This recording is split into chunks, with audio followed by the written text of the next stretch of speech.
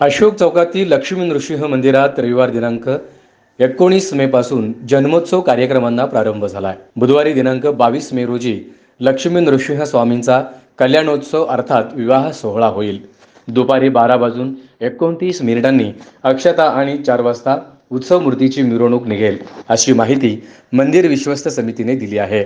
जन्मोत्सवाच्या निमित्ताने मंदिरात ब्रह्मोत्सवही आयोजित करण्यात आला आहे।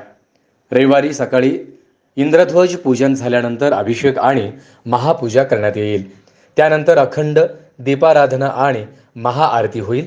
सोमवारी गणपती पूजन, नवग्रह नक्षत्र पूजन आणि देवता आवाहन करण्यात येणार आहे। मंगळवारी यज्ञारंभ झाल्यानंतर डोलोत्सव करण्यात येणार आहे।